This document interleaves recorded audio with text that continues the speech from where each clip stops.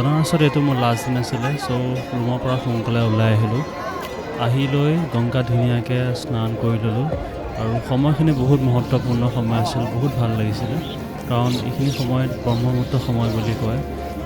তেতিয়ালৈকে সূৰ্য উদয় হোৱাই নাছিলে আৰু এইখিনি সময়ত যিকোনো প্ৰাৰ্থনা কৰিলে প্ৰেয়াৰ কৰিলে বহুত ভাল ফল পায় বুলি কয় আৰু বহুত ধুনীয়া লাগিছিলে পৰিৱেশটো ধুনীয়াকৈ স্নান কৰি মই ব'টিং কৰিব ওলাই গ'লোঁ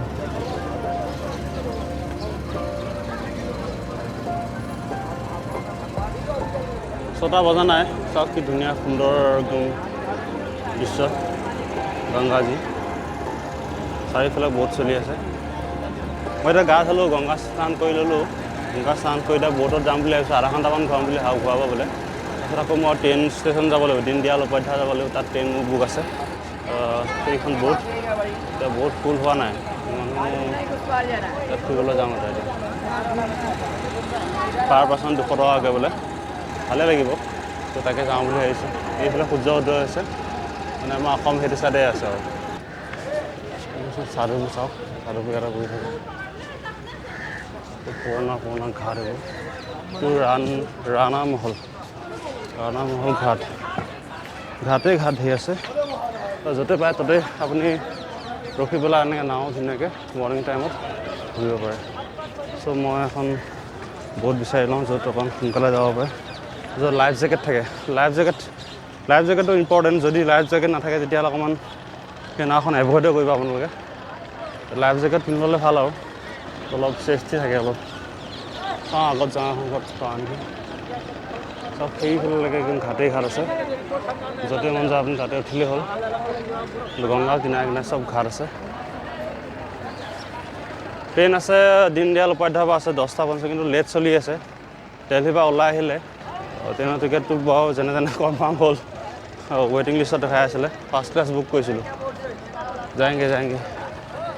वहाँ से जाना है अभी এইফালে যাব লাগিব এতিয়া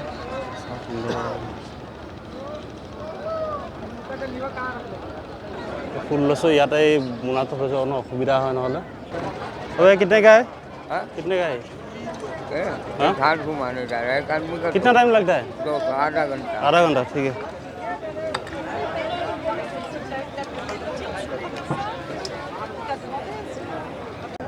ফৰেনাৰবোৰ দেখাব অহা মানুহবিলাক চব বানাৰস ঘূৰিব আহিছে বাৰাণসী এতিয়া আমি ঘূৰিব যাম এতিয়া সেইটো ফুলটো লৈছোঁ ফুলৰ দিয়া জ্বলাই পেলাই ধুনীয়াকৈ গংগাত উতাই দিম গামোচা এখন আছিলে গামোচাখন এই তাত দেখিছেনে গ্ৰীণ কালাৰ এইটো গ্ৰীণ কালাৰ দেখিছেনে পইণ্টটো ইয়াতে মই থৈ আহিছোঁ এতিয়া গৈ পেলাই পাওঁ নে নাপাওঁ নাজানো আৰু বিচাৰি পাওঁ নে নাপাওঁ সূৰ্য দেৱতা উদয় হৈ গ'ল এতিয়া আমি ষ্টাৰ্ট কৰিছোঁ আৰু ৰাস্তা এইফালে যাব চাগে তাৰপিছত এইফালে ঘূৰি আহিব ভাল লাগিব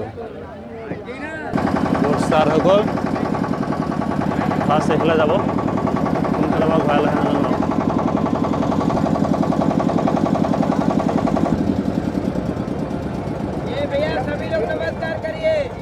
घाट का नाम है 64 घाट बोलिए 64 माता की আৰু দাদাজনে এই ঘাটবোৰৰ নামবোৰ কৈ গৈছিলে কোনটো ঘাটৰ কি নাম আৰু তাৰ বিশেষত্ব কি সেই বিষয়ে কৈ গৈছিলে দাদাজনে ये राजा घाट राजा घाट বোলে চব কিনাৰে কিনাৰে চব আপোনাৰ বহুত পুৰণা ঘৰ ৰজা মহাৰজা দিনৰ ঘৰবোৰ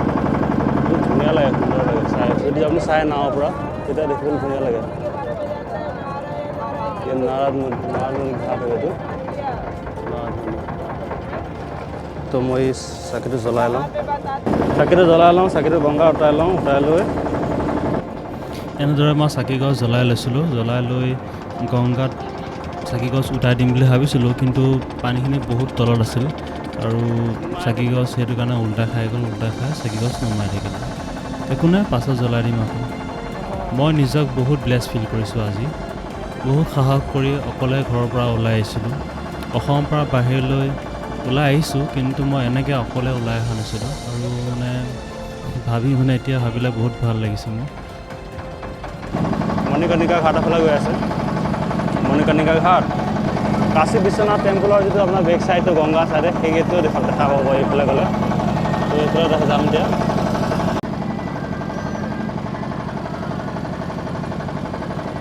ঘাটটো যিটো মেইন যিটো ঘাটটো মানে এইটো ঘাটতে বেছি ভিৰ হয় মানুহবোৰ আগলৈ আছে সেইটো চাইডে সেইটো চাইডে আপোনাৰ মণিকৰ্ণিকা ঘাট য'ত মানে কয় যে 24 ঘণ্টা চিধা জ্বলিয়ে থাকে তো সেইটো চাইডে গৈ আছোঁ সেইখিনিৰ পৰা আকৌ ৰিটাৰ্ণ কৰিব ৰিটাৰ্ণ কৰি লৈ আহিব আনৰ কি নাজানো কিন্তু মোৰ ইয়াত আহি মোৰ এনেকুৱা ফিল হৈছে যে মই ইয়াত আগতেও আহিছোঁ মানে এনেকুৱা ফিল হোৱাই নাই যে মই মোৰ কাৰণে কিবা এখন নতুন চহৰ এইখন চহৰলৈ আগতে বহুতবাৰ আহিছোঁ এনেকুৱা যেন ফিল হৈছে মোৰ মানে বহুত মানে কানেকশ্যন ফিল হৈছে মানে মোৰ নিজৰ যে এইখন চহৰৰে মই মানুহ এনেকুৱা ফিল আছে মানে रेड वाला बिल्डिंग देख रहे हैं जहाँ पे लकड़ी रखा हुआ है ये घाट का नाम है मणिकर्णिका घाट ये घाट का नाम मणिकर्णिका মণিকৰ্ণিকা ঘাটৰ কথা কৈ আছে जब फर्स्ट टाइम माता पार्वती और शिव जी काशी में आते हैं भ्रमण करने के लिए मतलब घूमने के लिए फर्स्ट टाइम तो यहीं पे रुकते हैं जब रुकते हैं और स्नान करने का उनका मन करता है और पार्वती का कान रुक जाता है उसी को जोड़ के बनता है मणिकर्णिका घाट यहाँ पे 24 घंटा डेड बॉडी होता है नॉन स्टॉप क्यों क्योंकि आप काशी में बोलते हैं और सिटी में जाएंगे रात को नहीं जलाते पर काशी का मान्यता ये है काशी में यहाँ पे जब शिव का मणि और पार्वती जी का कान का कुंडल रुक जाता है तो माता पार्वती और शिव जी क्रोधित हो जाते हैं श्राप दे देते हैं कि जाओ ये जगह शमशान भूमि बन जाएगी तो सभी लोग घबराने लगते हैं जितने भी देवी देवता है तो सोचते ये क्या बोलते हैं माता पार्वती और शिव जी हम लोग ऐसे तो काशी में कोई नहीं आएगा क्योंकि ये आपकी सिटी है तो स्वयं माता पार्वती और शिव जी ने बताया है तो शिव जी बोलते हैं कि ठीक है मुझ से निकली वाणी कभी वापस नहीं होती क्योंकि जो श्राप हमने दे दिया वो वापस नहीं हो सकता तो यहाँ पे बोलते हैं कि हम एक वचन और देते हैं काशी में जितनी भी यहाँ पे डेड बॉडी जलेगी सबको मोक्ष प्राप्त होगा डायरेक्ट मोक्ष की प्राप्ति इसीलिए काशी में बोलते हैं काशी में जितने लोग आके मरेंगे सबको मोक्ष प्राप्त होगा इसीलिए काशी में सभी राजा महाराजा का बिल्डिंग है वो लोग भी चाहते थे कि लास्ट टाइम काशी में आके मरेंगे और मोक्ष प्राप्त होगा इसीलिए सभी राजा महाराजा ने अपना बिल्डिंग बनवाया काशी वासियों को दान में दिया ये वाला मंदिर है सभी लोग देख लीजिए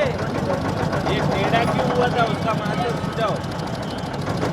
ये पहाड़ तो बहुत पुराना है भैया इसको टेढ़ा होने का रीजन क्या है वो समझाओ तो मालूम पड़ेगा ना जब प्रवचन देना चालू किया तो पूरा देना होगा ना आधे पर पढ़ने से नहीं कुछ मिलेगा ये देखिए मणिकर्णिका घाट सामने लिखा हुआ भैया यहाँ पे माता पार्वती और शिव जी ने स्नान किया সন্ধিয়া অহা বা জ্বলি আছে চিধাত দেখাম বাৰু কিন্তু সন্ধিয়া অহা আপুনি সন্ধিয়া আহিলে পূৰা জুই মানে সেইটো দেখা পোৱা যায় এনেই জেনেৰেলি সোমাব নালাগে বুলি কয় মানে বহুত পাৱাৰফুল এনাৰ্জি থাকেতো সেইটো চাওক চিধা এটা জ্বলি আছে তো যিমান পাৰে মানে যদি পাৰে যদি ভয় কৰে নোসোমাব বাহিৰৰ পৰা চাব জাষ্ট যদি আপুনি চাম বুলি ভাবিছে বাহিৰৰ পৰা চাব কিন্তু ভিতৰত নোসোমাব যদি ভাবিছে পাৰিম চাবলৈ মন যায় তেতিয়াহ'লে এপাক সোমাই পেলাই চাব পাৰে পিছফালে চাওক পিছফালে এইটো মণিকৰ্ণিকা ঘাট দেখিছেনে এতিয়াও চিতা জ্বলি আছে তো আজি গংগা গা ধুই আছে এতিয়া নোসোমাওঁ এদিন সোমালোঁ তো এতিয়া এই পাৰ% 200 সেইটো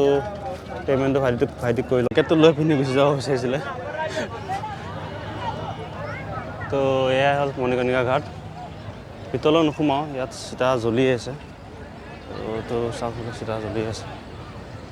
তো এয়া মণিকৰ্ণিকা ঘাট তো মই এতিয়া ট্ৰেইন ধৰিব লাগিব মানে সোনকালে যাওঁ বেছি দেৰি কৰি নাথাকোঁ চিতা জ্বলি আছে তো নাযাওঁ এতিয়া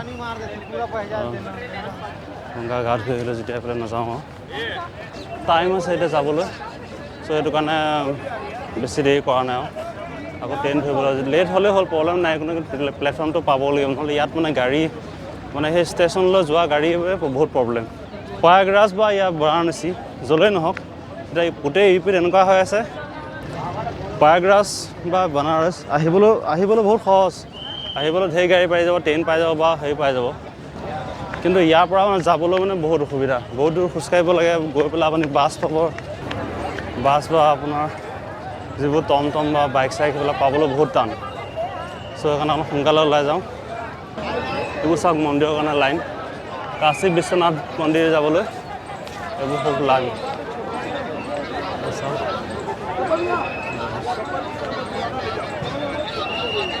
সেইটো আপোনাৰ এই চাইডটো গেট নম্বৰ 3 গংগা কিনাৰত আছে, 3 নম্বৰৰ গেট হয় এইটো। সেই গেটেদি আপোনাৰ কাশী বিশ্বনাথ মন্দিৰলৈ যাব পাৰে। তেনেকৈ গেট কেইবাটাও গেট আছে, তো যিকেইটা গেটেদি আপুনি কাশী বিশ্বনাথ টেম্পললৈ যাব পাৰে। কিন্তু ইয়াত আপোনাৰ বহুত লাইন, এইবাৰ 3-4 ঘণ্টামান লাইন আপুনি সময় দি পেলাইহে এতিয়া যাব লাগে ঘৰলৈ। 4-5 দিন হ'ল আৰু ঘৰলৈ যাব লাগে। ইমান মানুহ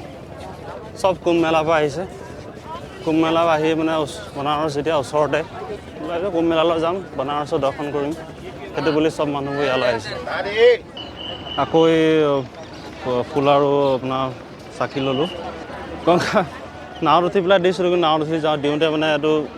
পানীটো অলপ ওপৰৰ পৰা আছিলে, মই যি চাইডে বহি আছিলোঁ ওপৰত আছিলে, সেইকাৰণে চাকি গছ নুমাই থাকিলে। চ' গতিকে আৰু বোলো জ্বলাই দিওঁ ধুনীয়াকৈ।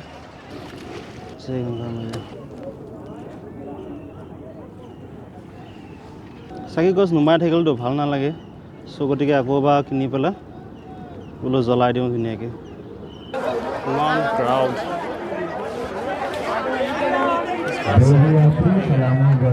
কোনটো ঘাটৰ ফালে আহিছিলে পাহৰিয়ে থাকিলোঁ, ইমান ঘাট আছে।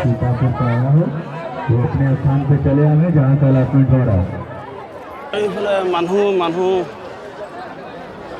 যাবলৈ ভৰি দিবলৈ জেগা নাই। যেনে তেনে ড'ৰমেট্ৰিৰ ওচৰত পাইছোঁহি আৰু এই ড'ৰমেট্ৰি আমি ৰাইট চাইডে আছে। এতিয়া পেকিং কৰি লৈ ডাইৰেক্ট ষ্টেচনৰ ফালে যাওঁ। ট্ৰেইন তথাপিও লেট আছে, বহুত লেট আছে, 3-4 ঘণ্টা লেট আছে। তথাপিও আগতে গৈ পেলাই ষ্টেচন পাই লওঁ, ষ্টেচন পাই ওলোৱাৰ পিছত টেনশ্যন নাই। কিন্তু ইয়াৰ পৰা আপোনাৰ ওলোৱাটো বহুত কষ্ট। তাত দেখিছেনে কিমান ভিৰ মানুহৰ। তো ইয়াতে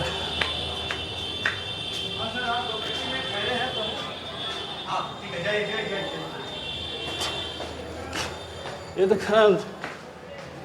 3-4 মান এতিয়ালৈকে সুধিলে, এতিয়ালৈকে চিনি পোৱা নাই মোক।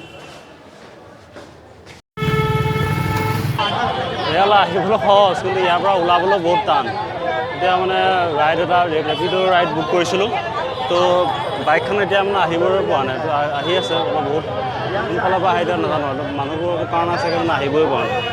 চ' ৰখি আছোঁ তাৰ কাৰণে, তাৰপিছত মই ষ্টেচন যাম।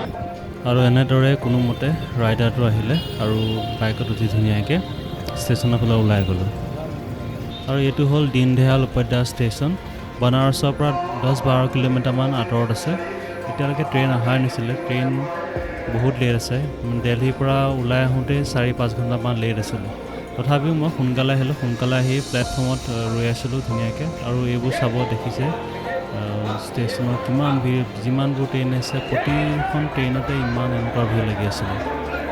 আৰু ফাইনেলি মোৰ ট্ৰেইনখন আহি পাইছিলে 7-7:30মান বজাত। চ' কেবিন আছিলে, সেনেকৈ মোৰ লগত এটা ফেমিলি আছিলে। চ' ইয়াতে ধুনীয়াকৈ ৰাতি খালোঁ, খাই বৈ ধুনীয়াকৈ ৰাতিপুৱা মৰ্ণিং কামাখ্যা ষ্টেচন পালোঁগৈ। কামাখ্যা ষ্টেচন, এইটো ষ্টেচনৰ পৰাই গৈছিলোঁ,